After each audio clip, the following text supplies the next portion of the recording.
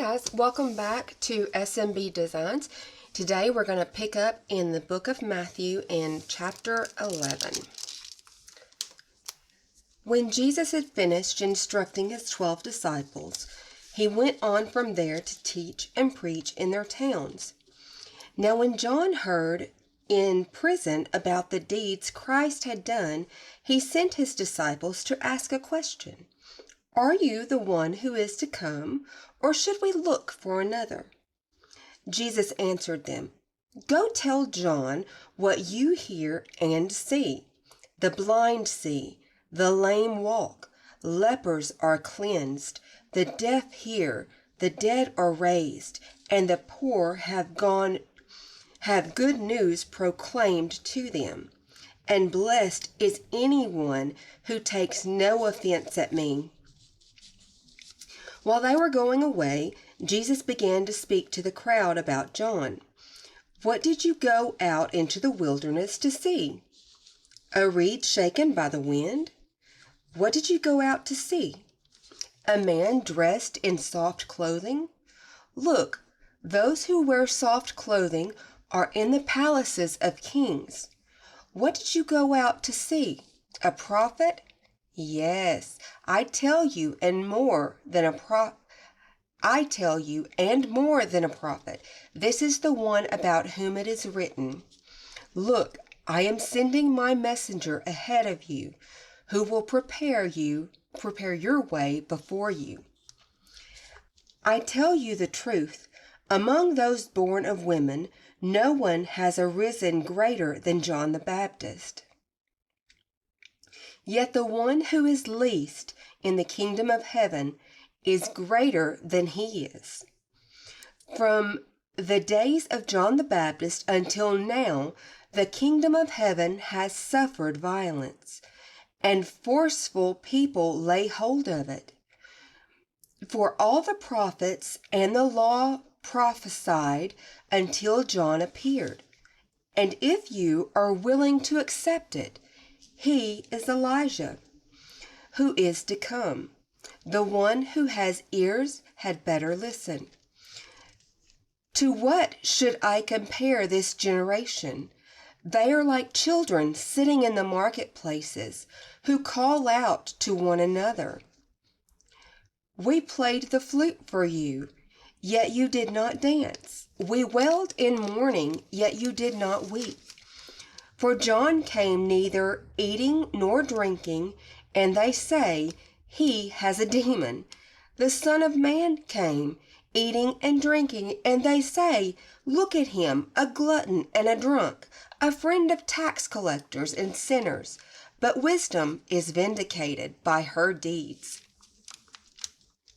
Then Jesus began to criticize openly the cities in which he had done many of his miracles, because they did not repent. Woe to you, Chorazin! Woe to you, Bethsaida! If the miracles done in you had been done in Tyre and Sidon, they would have repented long ago in sackcloth and ashes. But I tell you, it will be more bearable for Tyre and Sidon on the day of judgment than for you.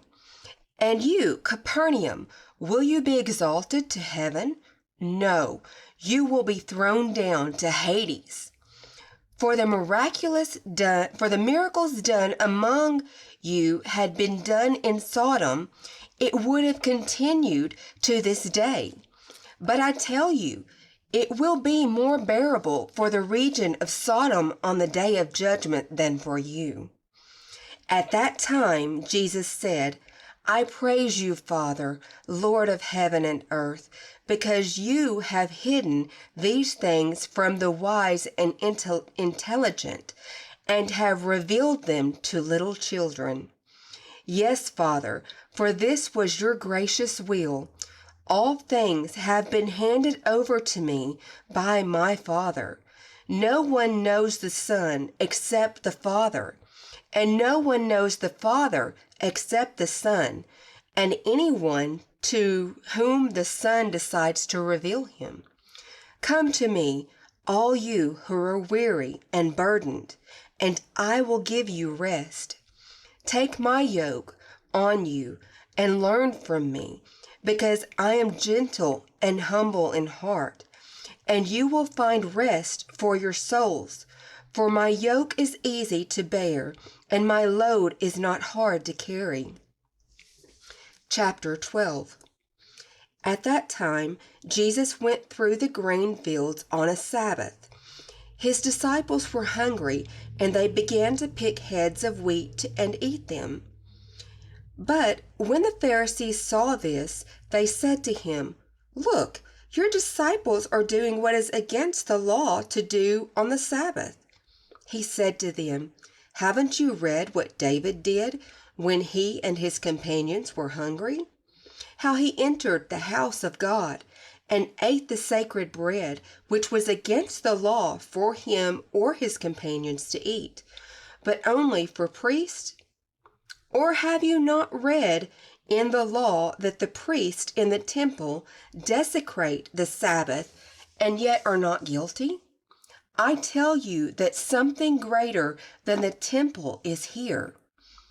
If you had known what this means, 'I want mercy and not sacrifice,' you would not have condemned the innocent, for the Son of Man is Lord of the Sabbath." Then Jesus left that place and entered their synagogue. A man was there who had a withered hand, and they asked Jesus, "Is it lawful to heal on the Sabbath?" So that they could accuse him, he said to them, "Would not any one of you, if he had one sheep that fell into a pit on the Sabbath, take hold of it and lift it out? How much more valuable is a person than a sheep? So it is lawful to do good on the Sabbath." Then he said to the man, "Stretch out your hand." He stretched it out, and it was restored, as healthy as the other. But the Pharisees went out and plotted against him, as to how they could assassinate him. Now when Jesus learned of this, he went away from there. Great crowds followed him, and he healed them all. But he sternly warned them not to make him known. This fulfilled what was spoken by the prophet Isaiah. "Here is my servant, whom I have chosen, the one I love, in whom I take great delight. I will put my spirit on him, and he will proclaim justice to the nations. He will not quarrel or cry out, nor will anyone hear his voice in the streets. He will not break a bruised reed or extinguish a smoldering wick until he brings justice to victory, and in his name the Gentiles will hope." Then they brought to him a demon-possessed man who was blind and mute. Jesus healed him so that he could speak and see. All the crowds were amazed and said, "Could this be the Son of David?"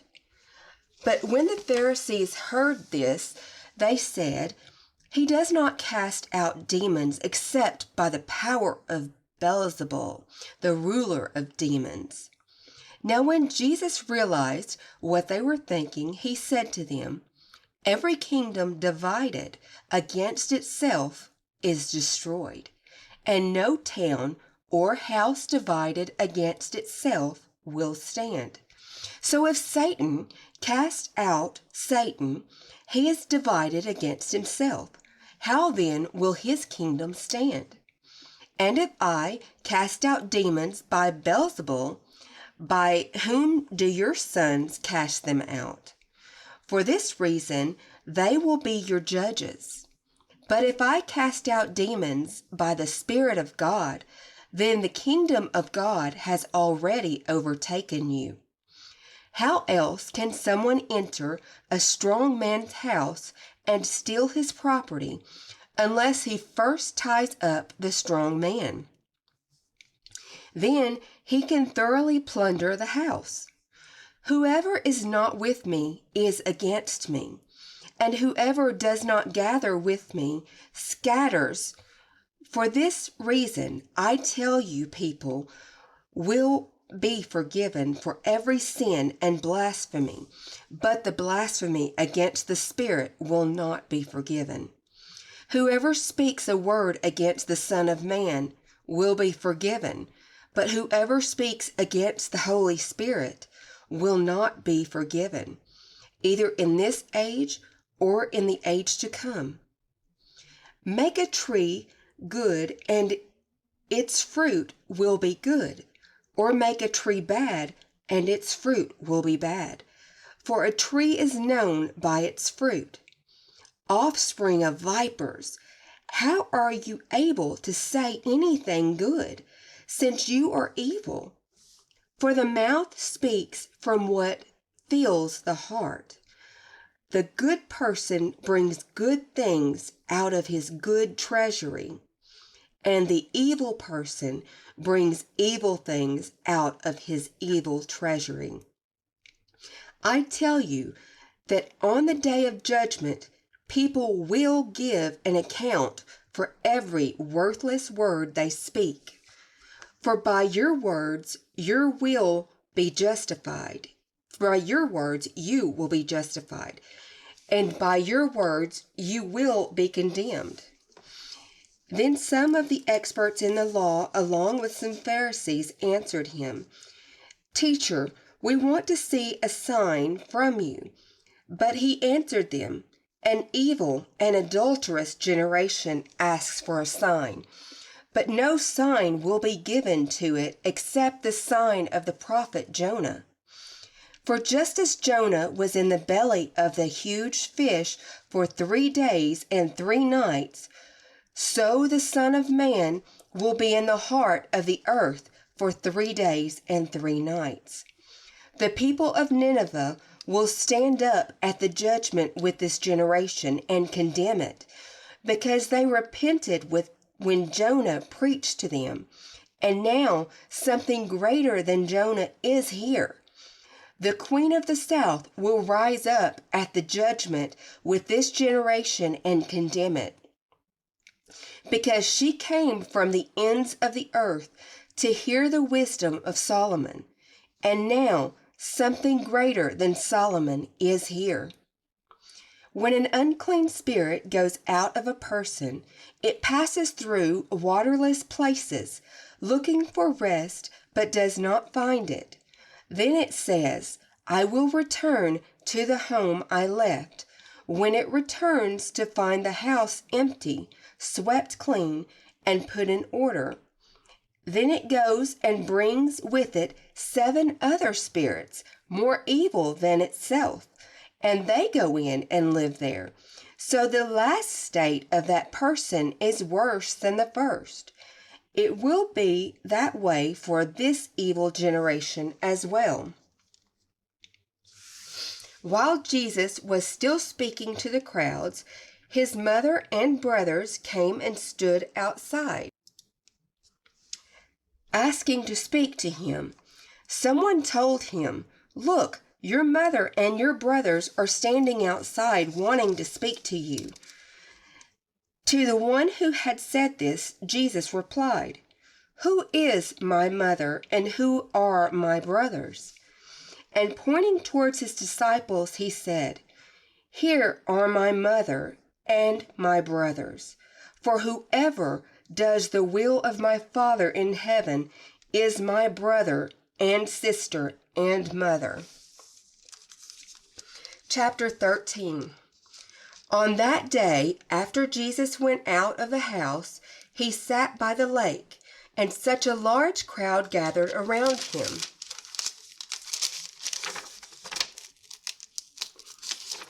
that he got into a boat to sit while the whole crowd stood on the shore.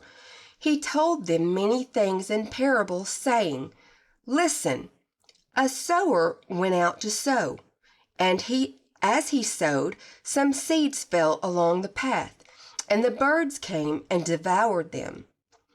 Other seeds fell on rocky ground, where they did not have much soil.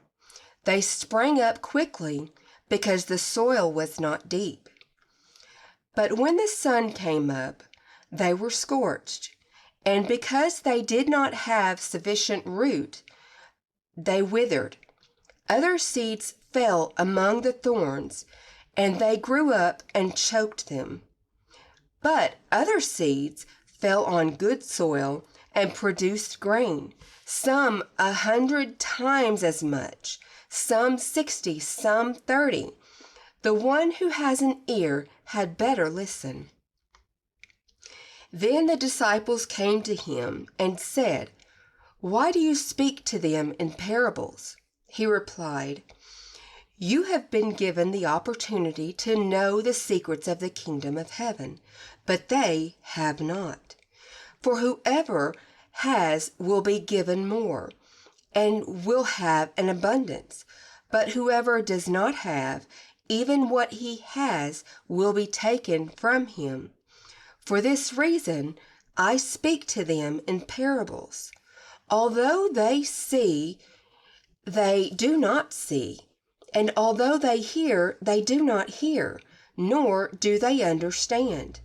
And concerning them the prophecy of Isaiah is fulfilled that says, 'You will listen carefully, yet will never understand.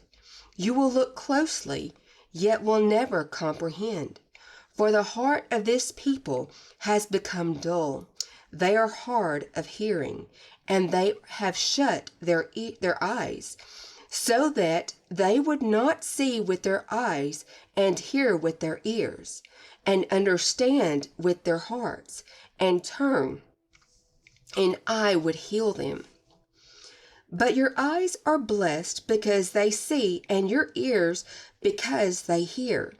For I tell you the truth, many prophets and righteous people long to see what you see, but did not see it, and to hear what you hear, but did not hear it. So listen to the parable of the sower. When anyone hears the word about the kingdom and does not understand it, the evil one comes and snatches what was sown in his heart. This is the seed sown along the path. The seed sown on rocky ground is the person who hears the word and immediately receives it with joy. But he has no root in him and does not endure when trouble or persecution comes. Because of the word, immediately he falls away. The seed sown among thorns is the person who hears the word, but worldly cares and the seductiveness of wealth choke the word, so it produces nothing. But as for the seed sown on good soil, this is the person who hears the word and understands. He bears fruit, yielding 100, 60, or 30 times what was sown. He presented them with another parable. The kingdom of heaven is like a person who sowed good seed in his field. But while everyone was sleeping, an enemy came and sowed darnel, which means weeds, among the wheat, and went away. When the plants sprouted and produced grain, then the darnel also appeared. So the slaves of the landowner came and said to him, "Sir, didn't you sow good seed in your field? Then where did the darnel come from?" He said, "An enemy has done this." So the slaves replied, "Do you want us to go and gather it?" But he said, No sense in gathering the darnel. You may uproot the wheat along with it. Let both grow together until the harvest. At harvest time, I will tell the reapers, first collect the darnel and tie it in bundles to be burned, but then gather the wheat into my barn." He gave them another parable. The kingdom of heaven is like a mustard seed that a man took and sowed in his field. It is the smallest of all the seeds, but when it has grown, it is the greatest garden plant and becomes a tree, so that the wild birds come and nest in its branches. He told them another parable. The kingdom of heaven is like yeast that a woman took and mixed with 3 measures of flour until all the dough had risen. Jesus spoke all these things in parables to the crowds. He did not speak to them without a parable. This fulfilled what was spoken by the prophet. I will open my mouth in parables. I will announce what has been hidden from the foundation of the world. Then he left the crowds and went into the house, and his disciples came to him, saying, Explain to us the parable of the darnel in the field. He answered, The one who sowed the good seed is the Son of Man. The field is the world, and the good seed are the people of the kingdom. The poisonous weeds are the people of the evil one, and the enemy who sows them is the devil. The harvest is the end of the age, and the reapers are angels. As the poisonous weeds are collected and burned with fire, so it will be at the end of the age. The Son of Man will send his angels, and they will gather from his kingdom everything that causes sin, as well as all lawbreakers. They will throw them into the fiery furnace, where there will be weeping and gnashing of teeth. Then the righteous will shine like the sun in the kingdom of their Father. The one who has ears had better listen. The kingdom of heaven is like a treasure hidden in a field that a person found and hid. Then because of joy, he went and sold all that he had and bought that field. Again, the kingdom of heaven is like a merchant searching for fine pearls. When he found a pearl of great value, he went out and sold everything he had and bought it. Again, the kingdom of heaven is like a net that was cast into the sea that caught all kinds of fish. When it was full, they pulled it ashore, sat down, and put the good fish into containers and threw the bad away. It will be this way at the end of the age.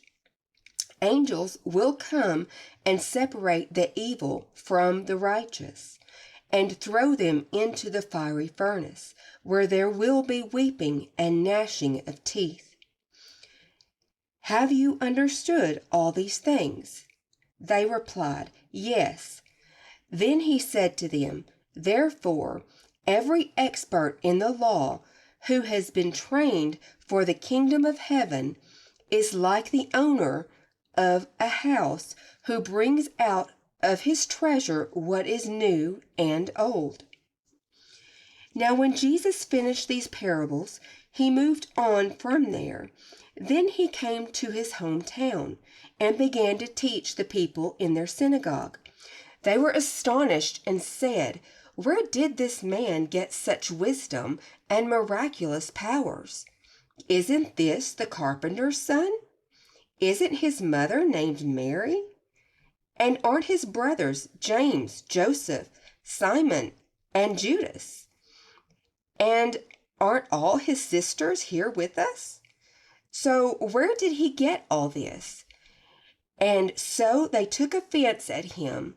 But Jesus said to them, A prophet is not without honor except in his hometown and in his own house.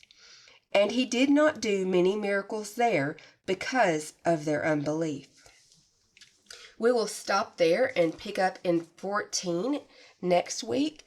I pray you have a blessed week, and if you have a prayer request, please either leave it in the comments below, or my email address will be in the description box, and you can email me directly, and I'll be glad to pray with you. Thank you all. Until next time, bye.